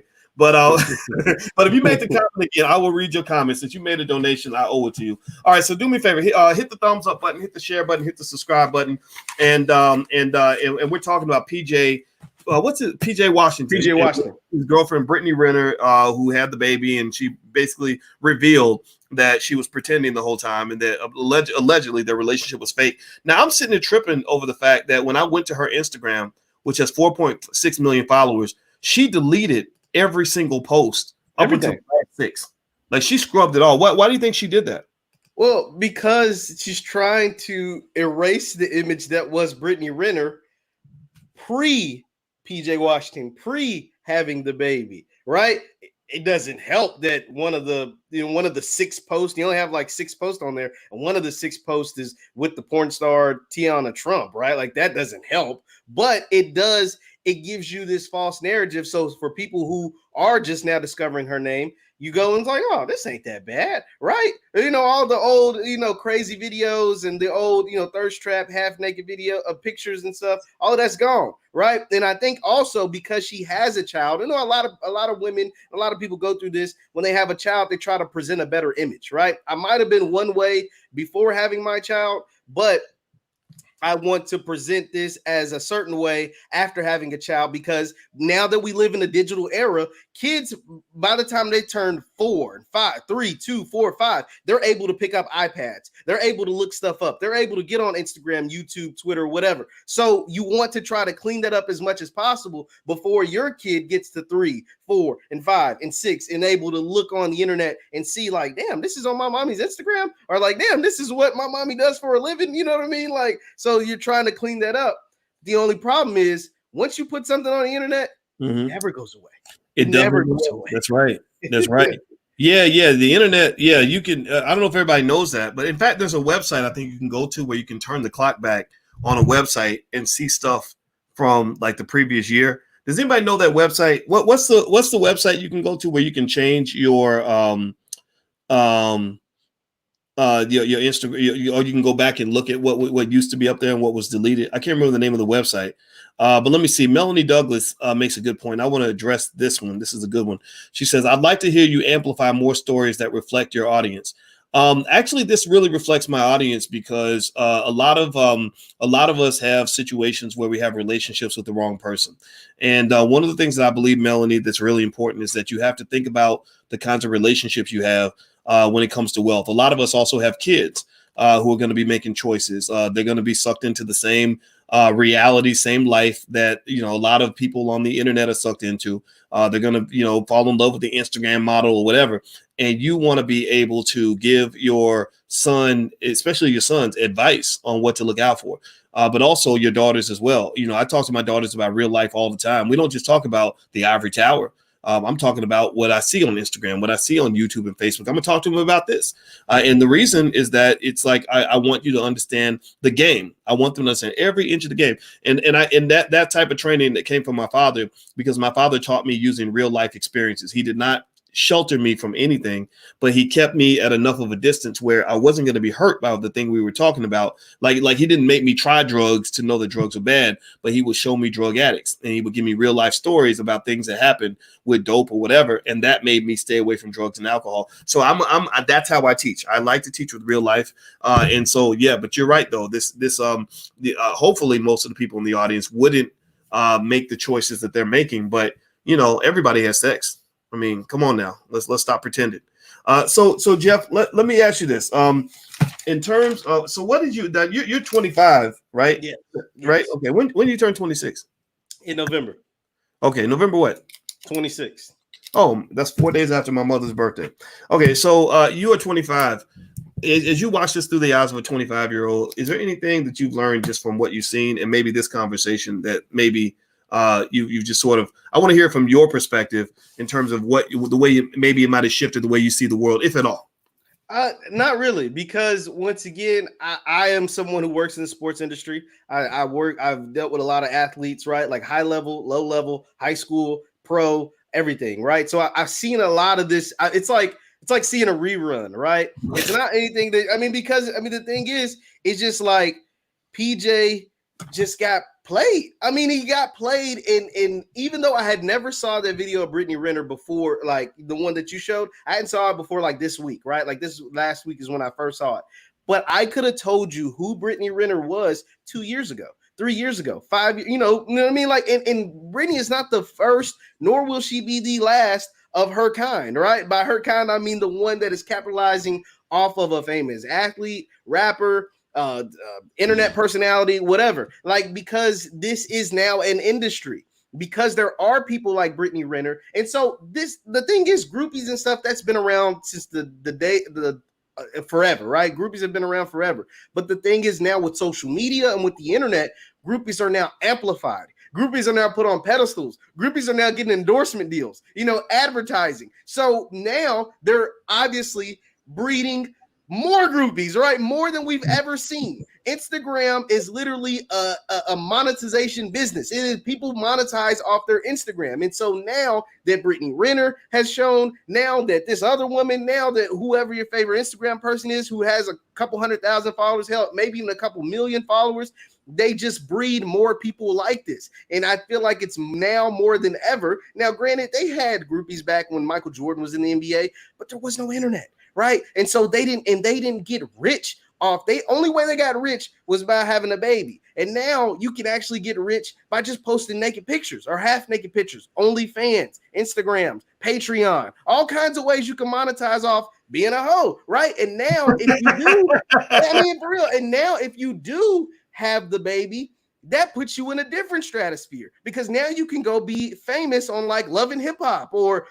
Basketball Wives or all these reality shows. So now Brittney Renner, don't be surprised if she ends up getting cast on the next season of Basketball Girls because it's Basketball Wives, but half of them aren't married anymore, or they're ex-wives or they're baby mamas or whatever. You know what I mean? So that is a whole industry in itself, and it's tough out here, man. Like it's really rough for some of these people who are in the spotlight, famous people, entertainers, rappers, basketball players, football players, or whatever, because it's hard to filter out. With all of this going on, it's really hard to filter out and find the right woman. Everybody, I'm talking to Jeff Licey Jr. from the Black Boss Channel, and we were talking about Brittney Renner and PJ Washington, an NBA player who had a baby with her, and it turns out the whole relationship appears to be pretty fake, and that she was scheming the whole time. And it's really a cautionary tale about relationships and who you choose to let into your life. And so everybody, if you could, please hit the thumbs up button, hit the share button, hit the subscribe button. And I also want to mention to everybody that Jeff does a lot of great content on the Black Boss Channel. And so it's basically a channel where everything comes from a black male perspective, whether you're talking about politics, relationships, or anything else. So if you'd like to, if you care about what black men think, or you are a black man, go to the blackbosschannel.com. We're building black media that lets black men talk. And so we have a lot of brothers over there that do a lot of really good stuff. And Jeff is one of them. And so, so Jeff, one of the things I can say, and I guess as we kind of shut this down, one of the things I think that's relatable here. Now, PJ is going to pay a lot of money, right? PJ makes $4 million a year. Even at that rate, he's going to, maybe pay maybe 1.5 million to 2 million of that a year in child support. Once he gets that big contract, he's paying, what was it? 14, you said 14 million a year approximately. So you chop that up, and cut it in half, so about $1 million a month, right? So or more, right? So that's what you're looking at for as long as he plays in the NBA and beyond, if he's able to figure out how to keep making money. So this is an expensive decision. And so one of the things I would say is for athletes, this obviously says that, wealth training on all levels is critical for anybody that goes into that space. Anybody that comes into a lot of money, it's very important to protect your wealth. The reason that her statement about athletes being dumb and that the best way to make money is to get an athlete to get you pregnant is basically here's what she's saying. I'm gonna give you all the finance professor interpretation of what Brittney Renner said. She's basically saying that a fool and his money will always part ways. Absolutely. But that if you are a sucker, you're not going to be rich for long. Because the minute that you get money, and I did a post on this to explain this to people, this is true for anybody in here. How many of you, give me a yes or no in the chat, how many of you in here either are making more money or plan to come into money one day? Give me a yes or no if you're an investor, if you have a business, if you have a high income, or if you plan to, or if you're working and making moves and you're going to have wealth one day, real estate, stocks, whatever. Put a yes in the chat if you are a wealth builder. And this is a warning for every wealth builder. I'm going to tell you what happens when you build wealth. It's no secret now. I don't talk much about how much money I've made or whatever in my life, but apparently all the suckers on the internet like to point out the fact that the celebrity net worth says my net worth is $8 million. And let me just confirm to you that that's a lie, because I'm worth more than that. But here's the thing that happens when you start making money. You attract all different kinds of people. You attract different people when you have money. You attract a lot of scammers. You attract a lot of beggars with every sob story known to man. You attract you'll attract people that will want to steal your money. You will attract women. Because men become very handsome when we have lots of money. You will attract all different kinds of people bringing you shady, crappy business deals, bothering you about everything, right? And what happens is you have to form layers of protection. And your first source of protection is up here. you've got to be strategic and intelligent, because if you're not, then somebody's going to outsmart you and they're going to wiggle their way into your life so they can go grab the money. That's why, for example, just to give y'all a glimpse, into my little stupid little life, I told my wife, I said, sometimes I don't even like answering the phone, because very rarely does anybody call me offering me an opportunity to make money or offering to help me. Almost everybody that calls, 80% of the calls I get are from people that want something from me, that need my help, that are asking for money, whatever. It comes with the territory. I'm not complaining about it, but that's what occurs. So what happens is you develop layers of protection.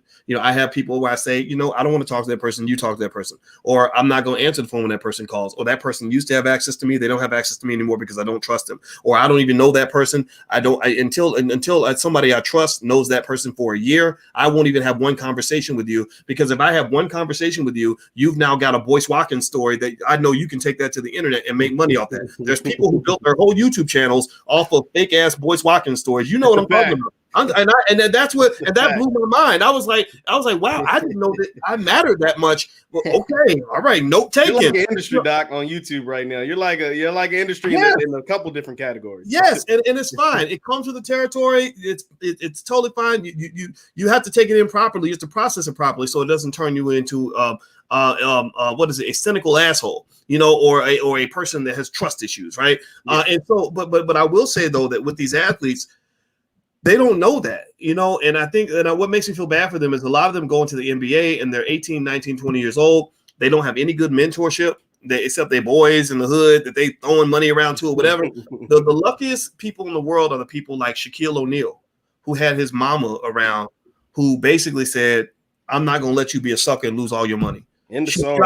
She shut him down. Yeah. She said, here's some money for you to play with. Go play. Go be a kid. The rest of this is our generational wealth.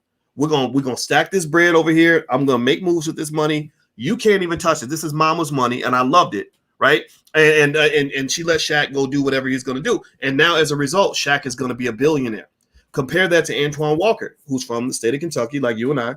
Antoine Walker got with the basketball wives. Evelyn Lozada was his wife for a little while, I think, and she was a career groupie. She went to Antoine, sucked all his money out. Then she went to a baseball player, had a baby with him. Yep. And who got the $20 million a year contract? She's set for life. Chad Ochocinco. Chad Ochocinco. There we go. Thank you. See, you're the historian. You know all this stuff. Yeah. I forgot. There's a lot of Evelyn had a little run right there. Yeah. Now she's old. Now she can't make money off her looks anymore. But it don't matter. She's probably worth more than most CEOs.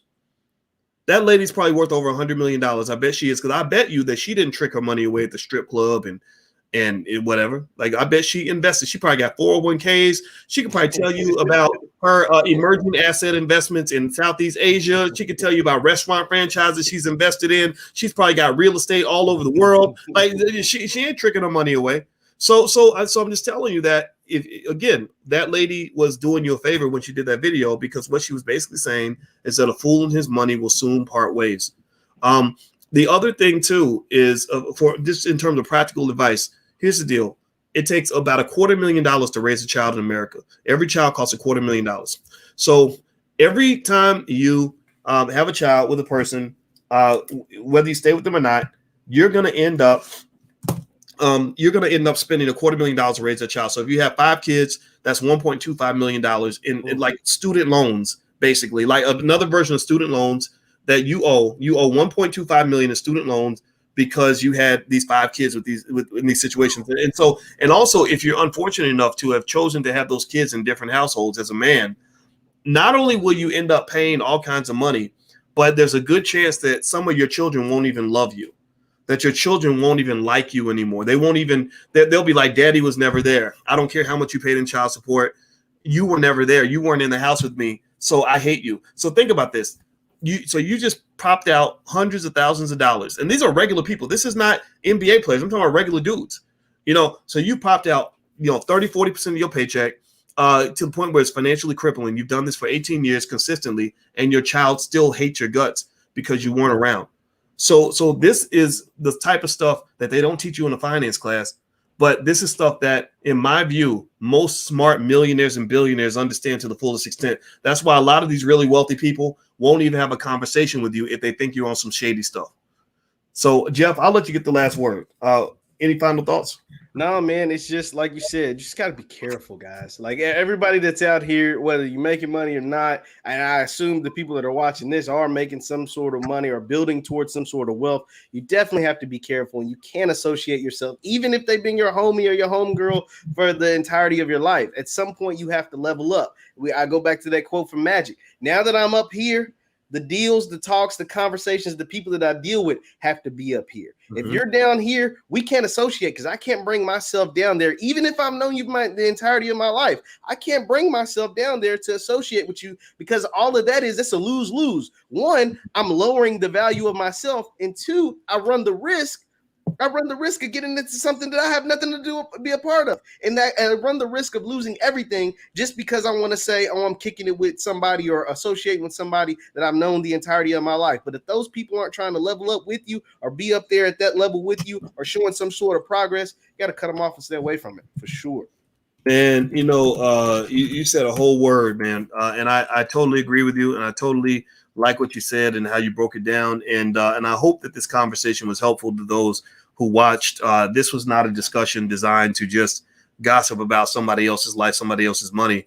This is a situation where something happened in real life, something was revealed, and smart people will understand that when things like this get revealed, that's a learning opportunity.